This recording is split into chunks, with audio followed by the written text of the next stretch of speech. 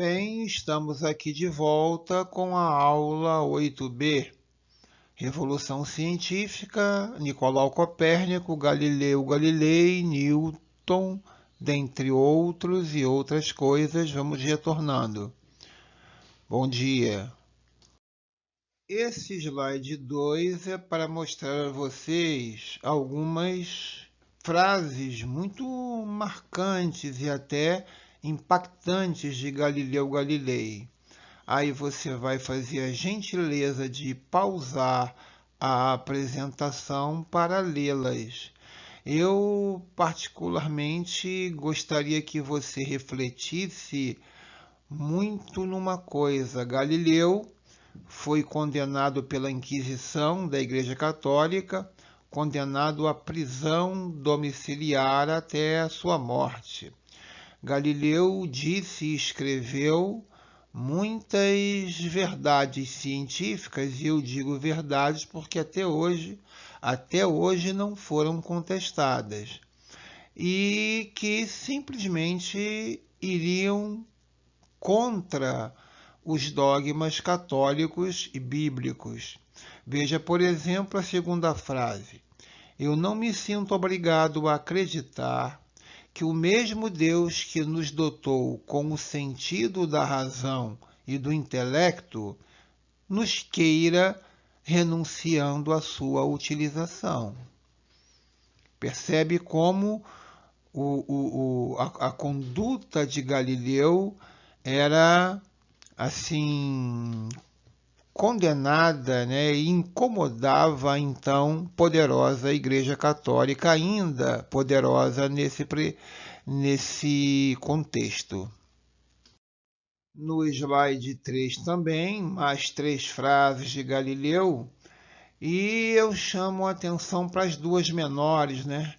A matemática e a língua com que o universo se revela. Isso já tinha sido dito lá atrás, nos pré-socráticos com Pitágoras. Hoje isso aí é unânime na ciência.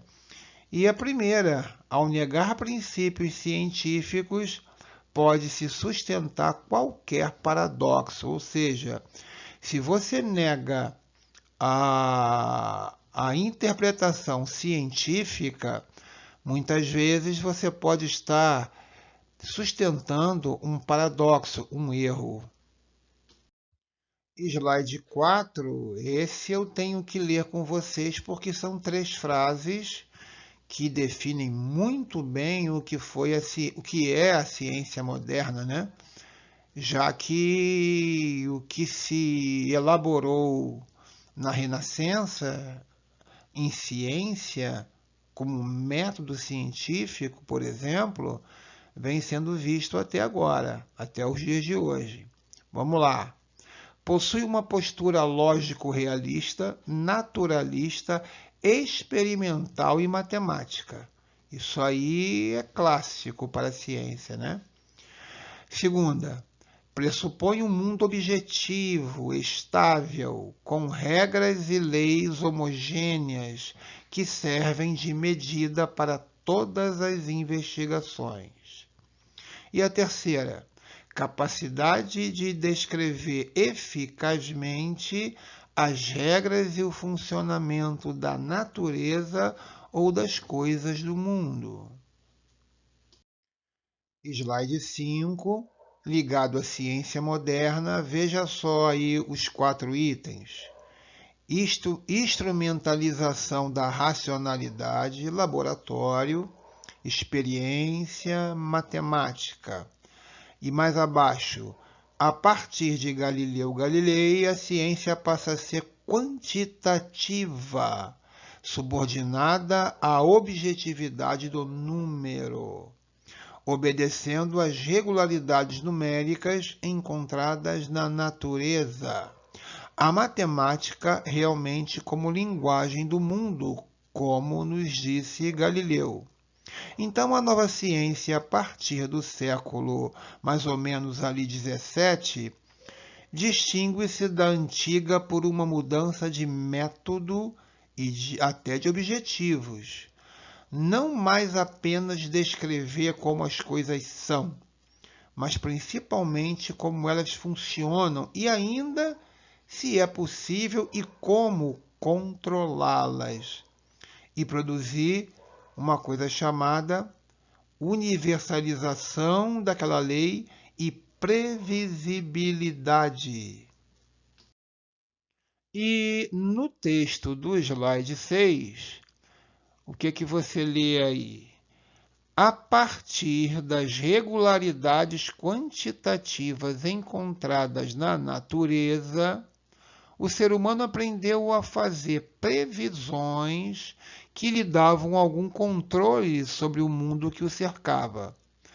Esse homem, esse ser humano, o primeiro a fazer isso, já teria sido o primeiro cientista para muitos historiadores. A ciência possível na época tomou grande impulso na Grécia no terceiro e quarto século antes de Cristo e espalhou-se pelo mundo mediterrâneo. Slide 6. Segundo vários historiadores da ciência, o avanço científico chegou quase a parar com a queda do Império Romano no século V depois de Cristo. Com a entrada na Idade Média, a racionalidade filosófica deu lugar à teologia medieval, anunciando o que veio a ser conhecida como a Idade das Trevas. Para muitos historiadores, uma depreciação injusta. No slide 7, você vê aí a gênese da ciência moderna. Olha bem o destaque em azul. Fusão da filosofia natural com a matemática e a experimentação, o laboratório de pesquisa. A filosofia natural torna-se então totalmente matematizada e ganha então o status de ciência. É também por aí, por essa época, que a física, principalmente com Isaac Newton, que você vê aí na imagem, ganha um impulso gigantesco e se separa da filosofia. A física era então tratada como filosofia natural, também a biologia e a química. E nessa fase de nossa história, essas ciências se separam e se agigantam frente à filosofia. E a partir daí o mundo passa a ser visto como uma espécie de mecanismo cuja estrutura pode ser decifrada através do método científico. E no slide 8 você vê aí o longo caminho da verdade científica, que seria o método científico. Veja só o esquema. Para muitos historiadores da ciência, é provável que o conhecimento mais fecundo que o Ocidente deu ao mundo tenha sido o método científico, produzido por uma série de pensadores entre os anos de 1550 e 1770. Esse método, diga-se de passagem, está em atividade até os dias de hoje, mesmo com a nova ciência contemporânea. Mas não podemos nos esquecer que a gênese do método científico remonta de muito mais tempo atrás, lá dos gregos clássicos, no início do filosofar, onde a filosofia praticamente era sinônimo de ciência.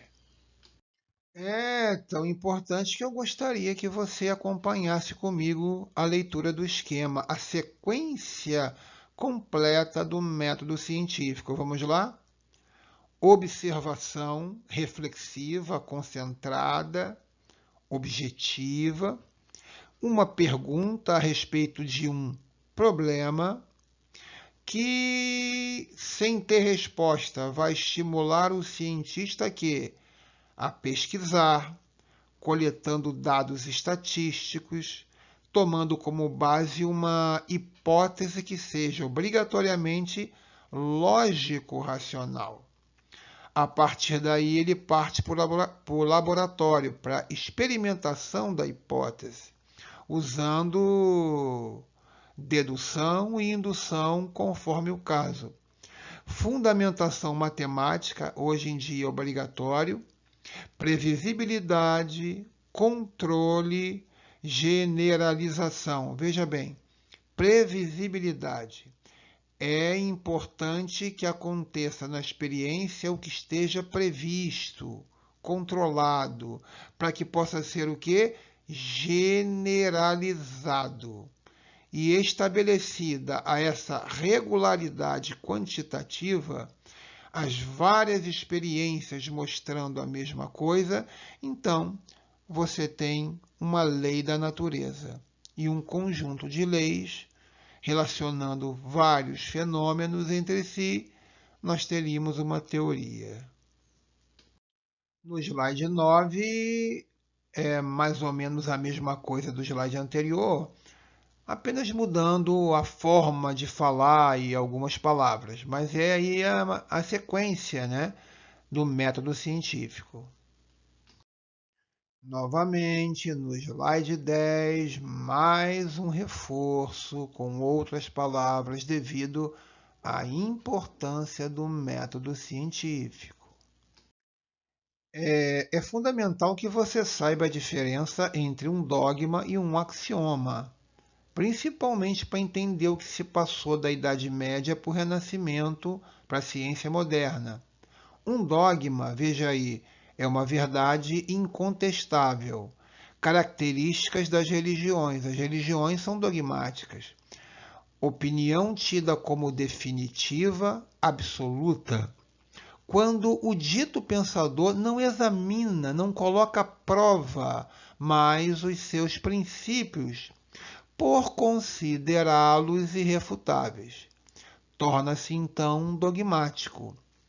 E eu gostaria que você observasse que esse incontestável aí não é incontestável para a ciência ou porque foi provado, é incontestável para a pessoa que defende o dogma. Para ela, aquilo é uma verdade absoluta e muitas vezes ela se nega até a discutir.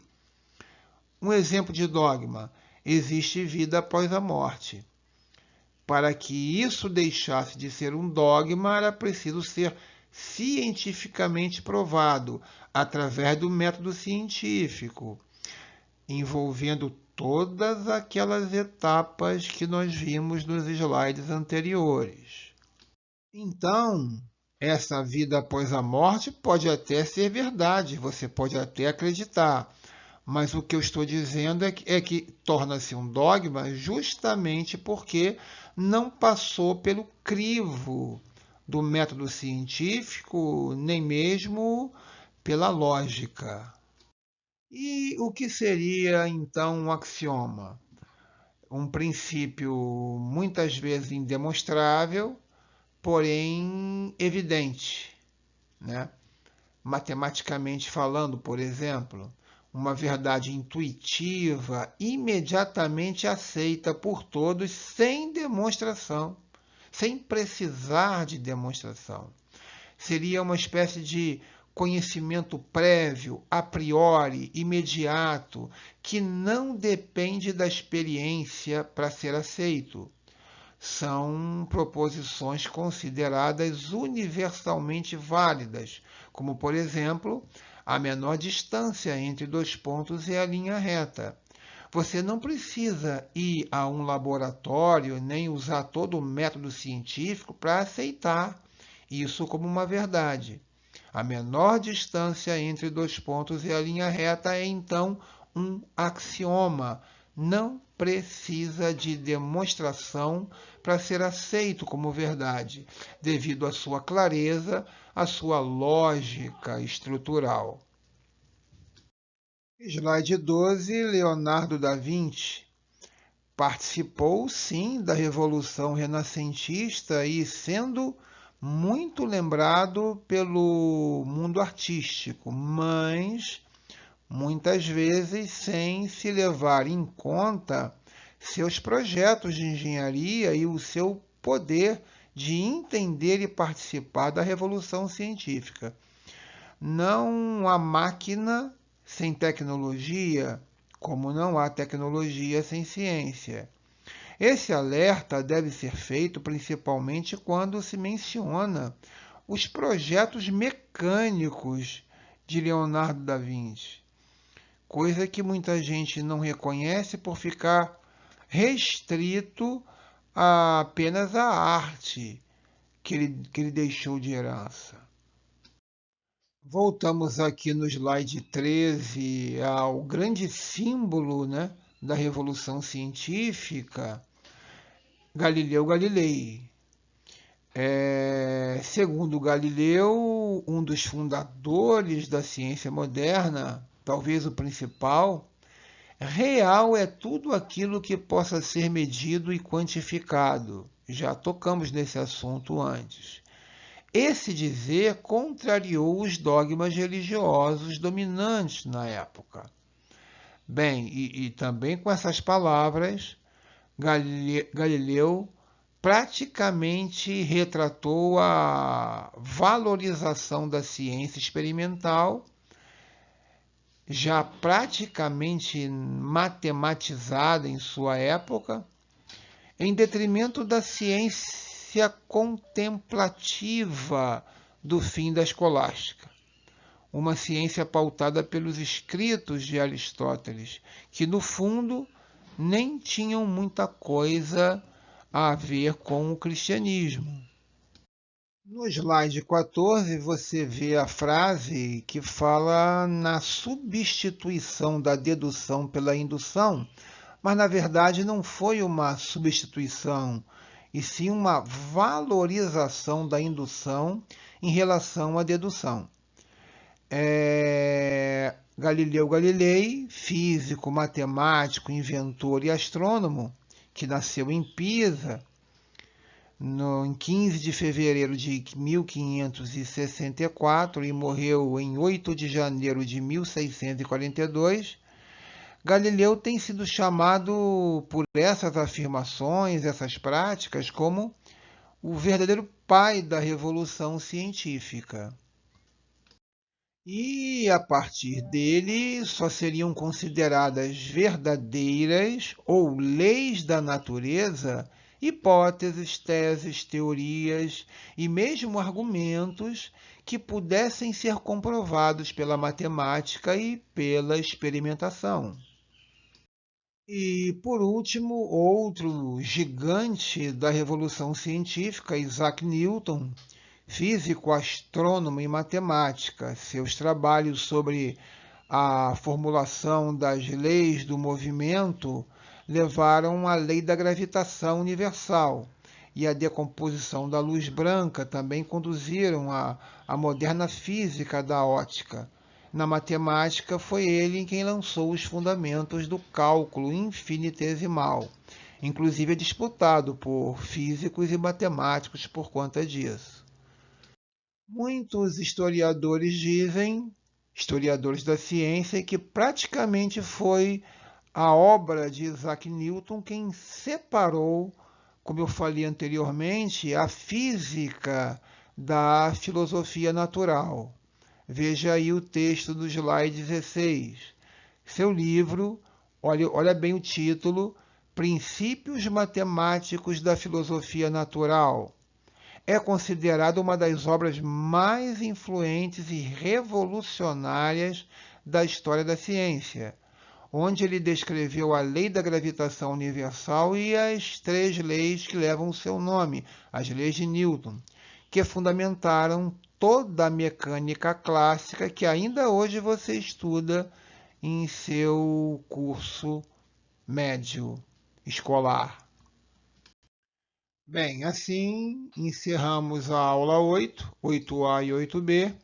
Ficamos por aqui, até a próxima. Bom dia, espero que tenham gostado e que tenham aprendido bem os conceitos que vimos aqui.